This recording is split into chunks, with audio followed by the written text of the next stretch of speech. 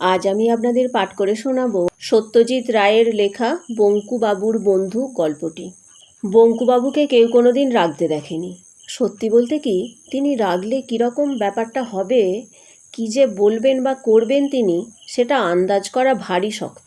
অথচ রাগবার যে কারণ ঘটে না তা তো মোটেই নয়। আজ 22 বছর তিনি কাঁকুরগাছি প্রাইমারি স্কুলে ভূগোল বা বাংলা পড়িয়ে আসছেন। এর মধ্যে কত ছাত্র এলো গেল, কিন্তু বঙ্কুবাবুর পিছনে লাগা। ব্ল্যাকবোর্ডে তার ছবি আঁকা, তার বসবার চেয়ারে গাবে আঠা মাখিয়ে রাখা, কালী পুজোর রাত্রে তাঁর পিছনে ছুঁচোবাজি ছেড়ে দেওয়া, এ সবই এই 22 বছর ধরে ছাত্র পরম্পরায় চলে আসছে। বঙ্কুবাবু কিন্তু কখনো রাগেননি, কেবল মাঝে মাঝে গলা খাঁকড়িয়ে বলেছেন, ছি।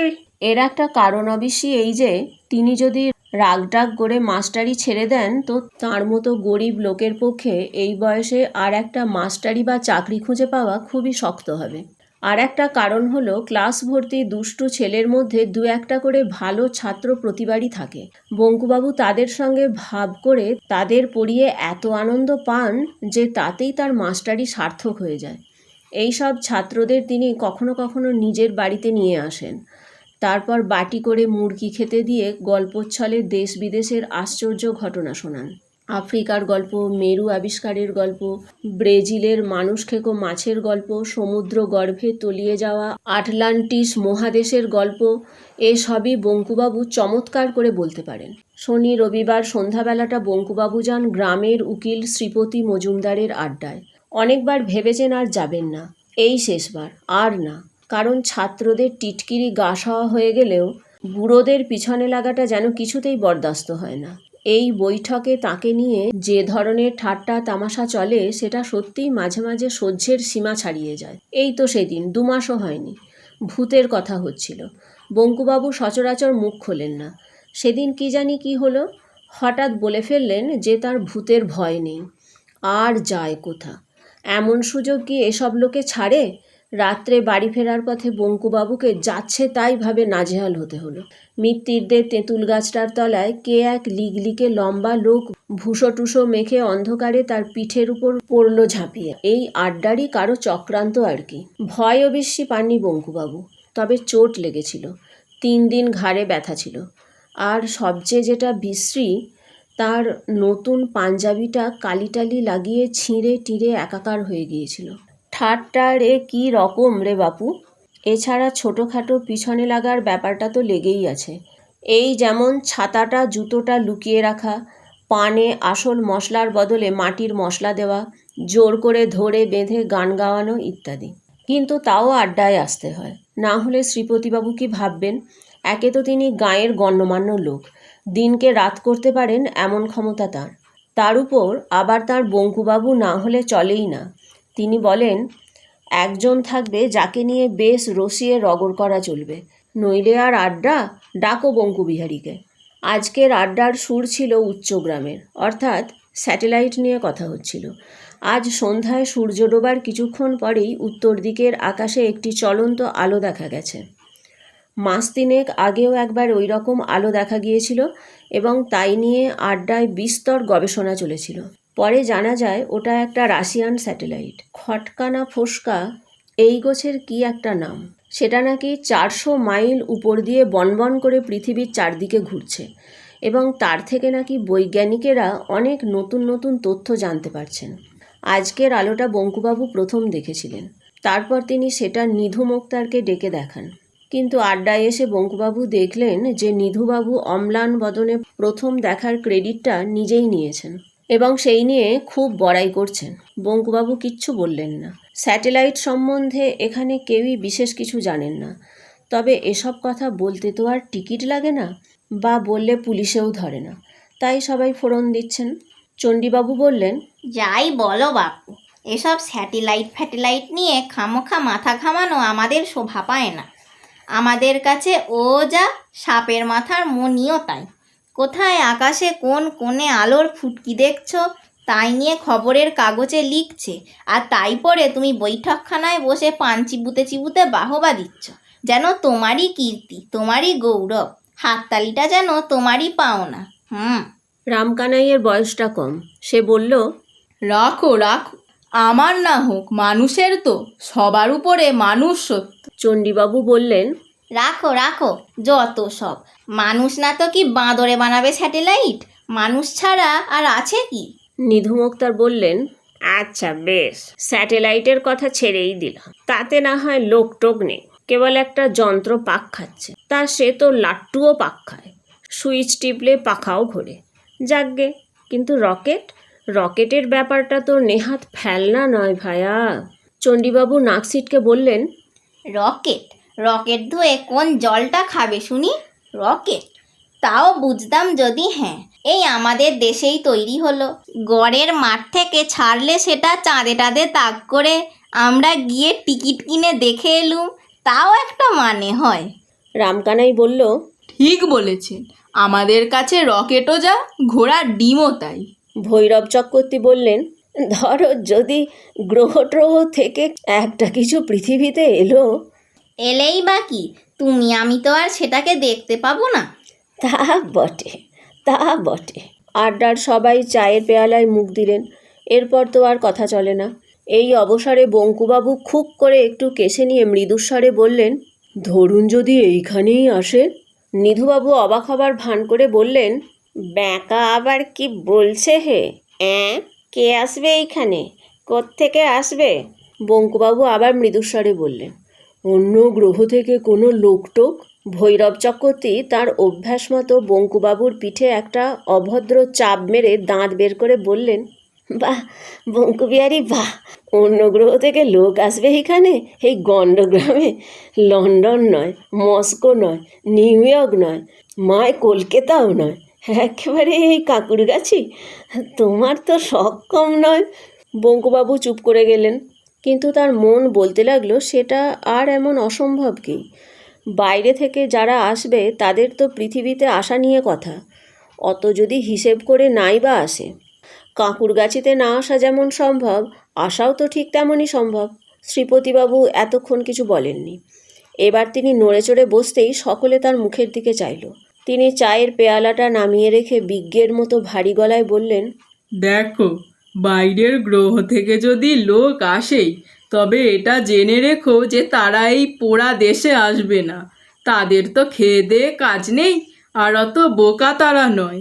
আমার বিশ্বাস তারা সাহেব, এবং এসে নামবে ওই সাহেবদেরই দেশে পশ্চিমে। বুঝেছ? এ কথায় এক বঙ্কুবাবু ছাড়া সকলেই এক বাক্যে সায় দিলেন। চণ্ডীবাবু নিধু মোক্তারের কোমরে খোঁচা মেরে ইশারায় বঙ্কুবাবুকে দেখিয়ে ন্যাকা ন্যাকা গলায় বললেন, আমার কিন্তু মনে হয় যে বঙ্কু ঠিকই বলেছেন। বঙ্কু বিহারীর মতো লোক যেখানে আছে সেখানে আসাই তো তাদের পক্ষে স্বাভাবিক। কি বলো নিধু? ধরো যদি একটা স্পেসিমেন নিয়ে যেতে হয়, তাহলে বঙ্কুর মতো দ্বিতীয় মানুষ কোথায় পাচ্ছে শুনি? নিধু মোক্তার সায় দিয়ে বললেন, ঠিক ঠিক, বুদ্ধি বলো, চেহারা বলো, যাই বলো, ব্যাকা একেবারে আইডিয়াল। রামকানাই বলল, একেবারে জাদুঘরে রাখার মতন, কিংবা চিড়িয়াখানায়। বঙ্কুবাবু মনে মনে বললেন, স্পেসিমেন যদি বলতে হয় তো এরাই বা কী কম। ওই তো শ্রীপতিবাবু, উটের মতো থুতনি, আর ওই ভৈরব চক্রবর্তী কচ্ছপের মতো চোখ, ওই নিধু মুক্তার ছুঁচো, রামকানাই ছাগল, চণ্ডীবাবু চামচিকে। চিড়িয়াখানায় যদি রাখতে হয় তো। বঙ্কুবাবুর চোখে জল এলো। তিনি উঠে পড়লেন। আজ অন্তত আড্ডাটা ভালো লাগবে ভেবেছিলেন, হলো না, মনটা ভারী হয়ে গেল। আর থাকা চলে না। সে কি, উঠলে নাকি হে? শ্রীপতিবাবু যেন ব্যস্ত হয়ে পড়লেন। হ্যাঁ, রাত হলো। কই রাত? কাল তো ছুটি, বসো, চা খাও। না, আজ আসি, পরীক্ষার খাতা আছে কিছু। নমস্কার।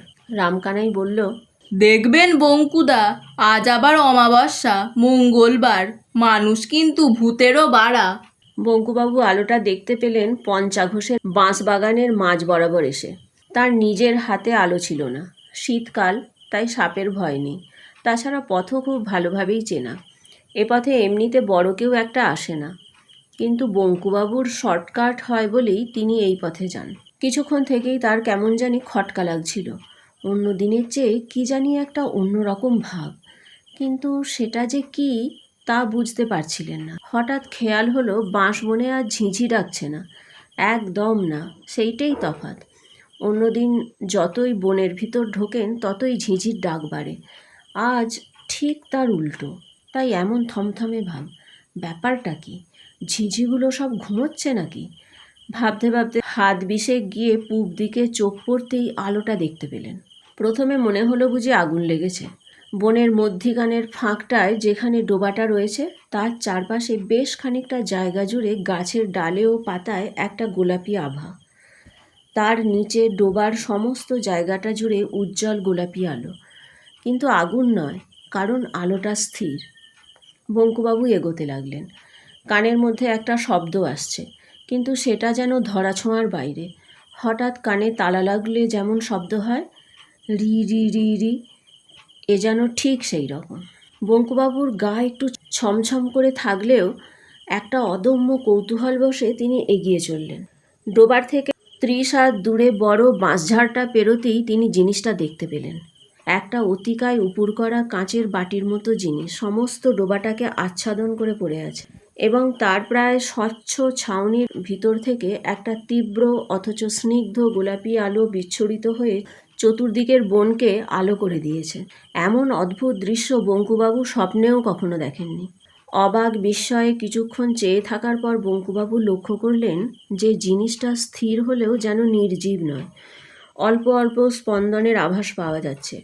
নিঃশ্বাস প্রশ্বাসে মানুষের বুক যেমন ওঠে নামে, কাঁচের ঢিবিটা তেমনই উঠছে নামছে। বঙ্কুবাবু ভালো করে দেখবার জন্য আর হাত চারেক এগিয়ে যেতেই হঠাৎ যেন তাঁর শরীরে বিদ্যুৎ প্রবাহ খেলে গেল। আর তার পর মুহূর্তেই তিনি অনুভব করলেন যে তার হাত পা যেন কোনো অদৃশ্য বন্ধনে বেঁধে ফেলা হয়েছে। তার শরীরে আর শক্তি নেই। তিনি না পারেন এগোতে, না পারেন পিছোতে। কিছুক্ষণ এইভাবেই আড়ষ্ট হয়ে দাঁড়িয়ে থেকে বঙ্কুবাবু দেখলেন যে জিনিসটার স্পন্দন আস্তে আস্তে থেমে গেল, আর সঙ্গে সঙ্গে মিলিয়ে গেল সেই অদ্ভুত কানে তালা লাগার শব্দটা। তারপর হঠাৎ রাতের নিস্তব্ধতা ভেদ করে কতকটা মানুষের মতো কিন্তু অত্যন্ত মিহি গলায় চিৎকার এলো, মিলি পিপিং ক্রুক, মিলি পিপিং ক্রুক। বঙ্কুবাবু চমকে গিয়ে এ আবার কি ভাষা রে বাবা? আর যে বলছে সেই বা কোথা? দ্বিতীয় চিৎকার শুনে বঙ্কুবাবুর বুকটা ধড়াস করে উঠল। হু are you, who are you? এ যে ইংরেজি, হয়তো তাকেই জিজ্ঞাসা করা হচ্ছে প্রশ্নটা। বঙ্কুবাবু ঢোক গিলে বলে উঠলেন, I am Bankubihari Dutta sir, Bankubihari Dutta. প্রশ্ন এলো, are you English, are you English?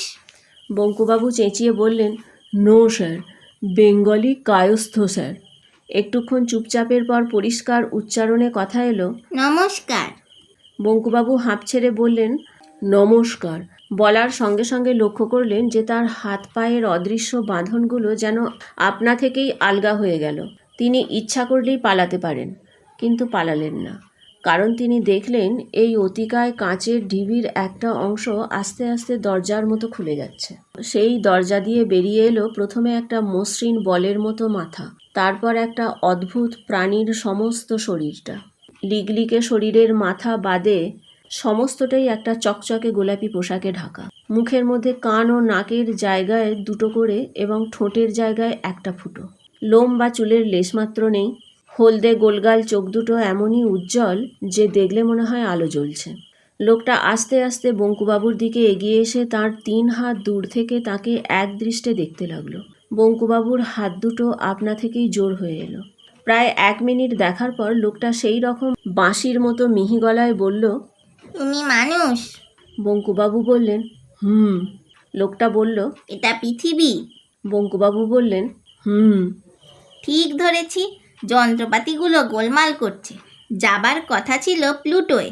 একটা সন্দেহ ছিল মনে, তাই তোমাকে প্রথমে প্লুটোর ভাষায় প্রশ্ন করলাম। যখন দেখলাম তুমি উত্তর দিলে না, তখন বুঝতে পারলাম যে পৃথিবীতেই এসে পড়েছি। পণ্ডশ্রম হলো। ছি ছি ছি, এত দূরে এসে আরেকবার এরকম হয়েছিল। বুধ যেতে বৃহস্পতি গিয়ে পড়েছিলাম। একদিনের তফাৎ আর কি। বঙ্কুবাবু কি বলবেন বুঝতে পারলেন না।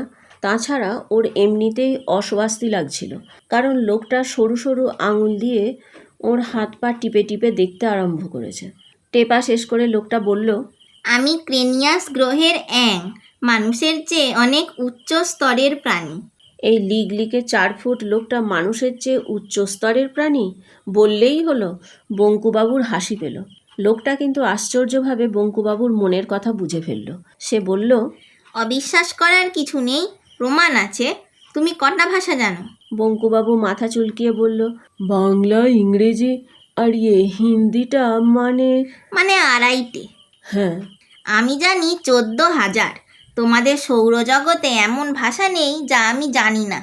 তাছাড়া আমার 31টি বাইরের গ্রহের ভাষা আমার জানা আছে। এর 25টি গ্রহে আমি নিজে গিয়েছি। তোমার বয়স কত?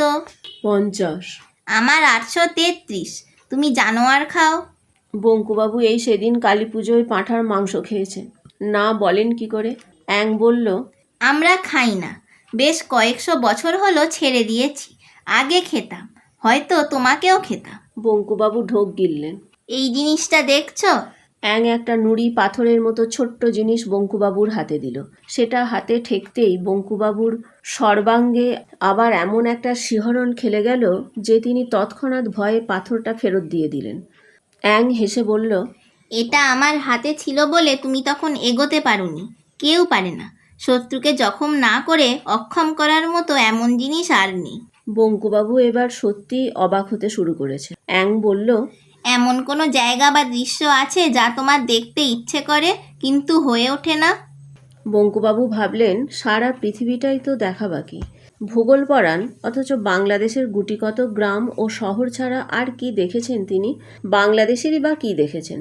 হিমালয়ের বরফ দেখেননি, দীঘার সমুদ্র দেখেননি, সুন্দরবনের জঙ্গল দেখেননি, এমনকি শিবপুরের বাগানের সেই বটগাছটা পর্যন্ত দেখেননি। মুখে বললেন, অনেক কিছুই তো দেখিনি।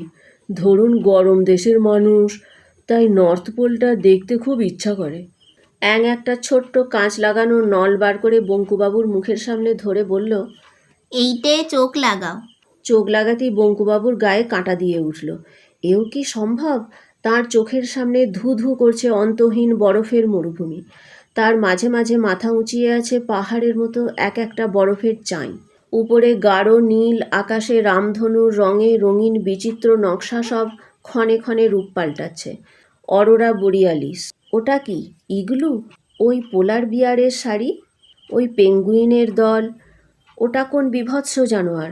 ভালো করে দেখে বঙ্কু চিনলেন সিন্ধু ঘোটক। একটা নয়, দুটো প্রচণ্ড লড়াই চলছে। মূলোর মতো জোড়া দাঁত একটা আর একটার গায়ে বসিয়ে দিল। শুভ্র বরফের গায়ে লাল রক্তের স্রোত। পৌষ মাসের শীতে বরফের দৃশ্য দেখে বঙ্কুবাবুর ঘাম ঝরতে লাগলো। অ্যাং বলল, ব্রাজিলে যেতে ইচ্ছে করে না? বঙ্কুবাবুর মনে পড়ে গেল সেই মাংস খেকো পিরানহা মাছ। আশ্চর্য, লোকটা তার মনের কথা টের পায় কি করে? বঙ্কুবাবু আবার চোখ লাগালেন। গভীর জঙ্গল, দুর্ভেদ্য অন্ধকারে লতা পাতার ফাঁক দিয়ে গলে আসা ইতস্তত রোদের ছিটে ফোঁটা। একপাশে একটা প্রকাণ্ড গাছ, তা থেকে ঝুলছে ওটা কি? সর্বনাশ! এত বড় সাপ বঙ্কুবাবু জীবনে কখনো কল্পনাও করতে পারেননি। হঠাৎ মনে পড়ে গেল কোথায় যেন পড়েছেন ব্রাজিলের অ্যানাকোন্ডা, অজগরের বাবা। কিন্তু মাছ কই? ওই যে একটা খাল, দুপাশে ডাঙায় কুমির রোদ পোয়াচ্ছে, ষাঁড় কুমির। তার একটা নড়ে ওঠে, জলে নামবে। ওই নেমে গেল সরাত। বঙ্কুবাবু যেন শব্দটাও শুনতে পেলেন। কিন্তু এ কী ব্যাপার? কুমিরটা এমন বিদ্যুৎ বেগে জল ছেড়ে উঠে এলো কেন? কিন্তু এ কি সেই একই কুমির? বঙ্কুবাবু বিস্ফারিত চোখে দেখলেন যে কুমিরটার তলার অংশটায় মাংস বলে প্রায় কিছুই নেই, খালি হাড়। আর শরীরের বাকি অংশ গোগ্রাসে গিলে চলেছে 5টি দাঁতালো রাক্ষুসে মাছ, পিরানহা মাছ। বঙ্কুবাবু আর দেখতে পারলেন না। তার হাত পা কাঁপছে, মাথা ভোঁ ভোঁ করছে। অ্যাং বলল, এখন বিশ্বাস হয় আমরা শ্রেষ্ঠ?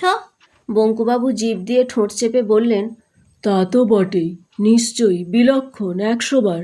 অ্যাং বলল, বেশ, তোমায় দেখে এবং তোমার হাত পা টিপে মনে হচ্ছে যে তুমি নিকৃষ্ট প্রাণী হলেও মানুষ হিসেবে খারাপ নও। তবে তোমার দোষ হচ্ছে যে তুমি অতিরিক্ত নিরীহ। তাই তুমি জীবনে উন্নতি করনি। অন্যায়ের প্রতিবাদ না করা বা নীরবে অপমান সহ্য করা, এসব শুধু মানুষ কেন, কোনো প্রাণীরই শোভা পায় না। যাক, তোমার সঙ্গে আলাপ হবার কথা ছিল না, হয়ে ভালোই লাগলো। তবে পৃথিবীতে বেশি সময় নষ্ট করে লাভ নেই। আমি বরং আসি। বঙ্কুবাবু বললেন, আসুন অ্যাংবাবু, আমিও আপনার সঙ্গে আলাপ করে খুব। বঙ্কুবাবুর কথা শেষ হলো না। চোখের পলকে কখন যে রকেটে উঠে পড়ল এবং কখন যে সেই রকেট পঞ্চাঘোষের বাঁশবন ছেড়ে উপরে উঠে অদৃশ্য হয়ে গেল তা যেন বঙ্কুবাবু টেরই পেলেন না। হঠাৎ তার খেয়াল হলো যে আবার ঝিঁঝি ডাকতে শুরু করেছে। রাত হয়ে গেল অনেক। বাড়ির দিকে হাঁটতে শুরু করে বঙ্কুবাবু তার মনে একটা আশ্চর্য ভাব অনুভব করলেন। কত বড় একটা ঘটনা যে তার জীবনে ঘটে গেল এই কিছুক্ষণ আগেও তিনি সেটা ঠিক উপলব্ধি করতে পারেননি। কোথাকার কোন সৌরজগতের এক গ্রহ, তার নামও হয়তো কেউ শোনেনি, তারই একজন লোক তো নয়, তার সঙ্গে এসে আলাপ করে গেল। কি আশ্চর্য, কি অদ্ভুত! সারা পৃথিবীতে আর কারো সঙ্গে নয়, কেবল তাঁর সঙ্গে। তিনি শ্রী বঙ্কু বিহারী দত্ত, কাঁকুরগাছি প্রাইমারি স্কুলে ভূগোল ও বাংলার শিক্ষক। আজ এই এখন থেকে অন্তত একটা অভিজ্ঞতায় তিনি সারা পৃথিবীতে এক ও অদ্বিতীয়। পরদিন রবিবার। শ্রীপতিবাবুর বাড়িতে জোর আড্ডা। কালকের আলোর খবর আজ কাগজে বেরিয়েছে, তবে নেহাতি নগণ্যের পর্যায়ে। বাংলাদেশের মাত্র 2-1টা জায়গা থেকে আলোটা দেখতে পাবার খবর এসেছে, তাই সেটাকে ফ্লাইং সসার বা উড়ন্ত পিরিচের মতো গুজবের মধ্যে ফেলে দেওয়া হয়েছে। আজ পঞ্চাঘোষ আড্ডায় এসেছেন। তাঁর 40 বিঘের বাঁশবনের মধ্যে যে ডোবাটা আছে তার চারপাশের 10টা বাঁশঝাড় নাকি রাতারাতি একেবারে ন্যাড়া হয়ে গেছে। শীতকালে বাঁশের শুকনো পাতা ঝরে বটে, কিন্তু এইভাবে হঠাৎ ন্যাড়া হয়ে যাওয়াটা খুবই অস্বাভাবিক। এই বিষয়ের কথাই হচ্ছিল। এমন সময় ভৈরব চক্রবর্তী হঠাৎ বলে উঠলেন, আজ বঙ্কু দেরি কেন? তাই তো, এতক্ষণ কারোর খেয়াল হয়নি। নিধু মুক্তার বললেন, ব্যাঁকা কি আর সহজে এমুখো হবে?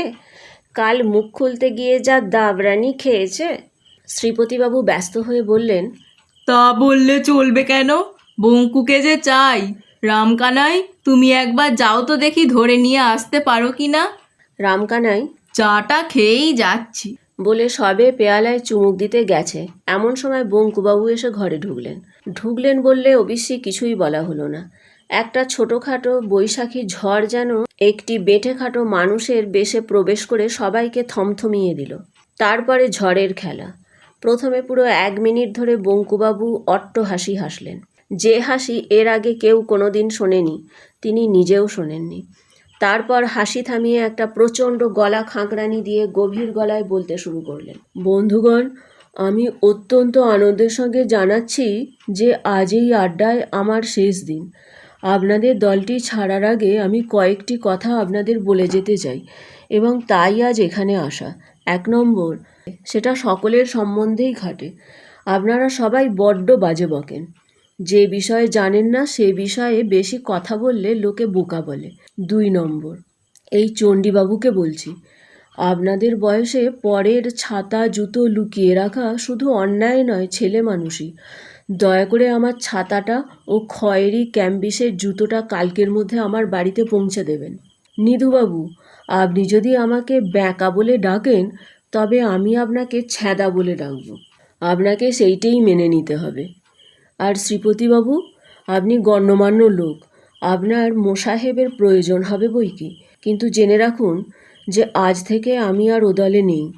যদি বলেন আমার পোষা হুলোটাকে পাঠিয়ে দিতে পারি, ভালো পা চাটতে পারে। ওহো, পঞ্চাবাবুও এসেছেন দেখছি। আপনাকেও খবরটা দিয়ে রাখি, কাল রাত্রে ক্রেনিয়াস গ্রহ থেকে একটা এসে আপনার বাঁশবাগানের ডোবাটির মধ্যে নেমেছিল। আমার সঙ্গে তার আলাপ হয়েছে। লোকটি থুড়ি অ্যাংটি ভারী ভালো। এই বলে বঙ্কুবাবু তার বাঁ হাত দিয়ে ভৈরব চক্রবর্তীর পিঠে একটা চাপড় মেরে বিষম খাইয়ে সদর্পে শ্রীপতিবাবুর ঘর থেকে বেরিয়ে গেলেন। ঠিক সেই মুহূর্তেই রামকানাইয়ের হাত থেকে চা ভর্তি পেয়ালাটা পড়ে গিয়ে সব্বাইয়ের কাপড়ে চোপড়ে গরম চা ছিটিয়ে চুরমার হয়ে গেল। আমার এই গল্প পাঠ যদি আপনাদের ভালো লাগে, চ্যানেলটিকে দয়া করে শেয়ার, সাবস্ক্রাইব এবং লাইক করবেন। আপনাদের মূল্যবান মতামত কমেন্টের মাধ্যমে জানাবেন। ধন্যবাদ।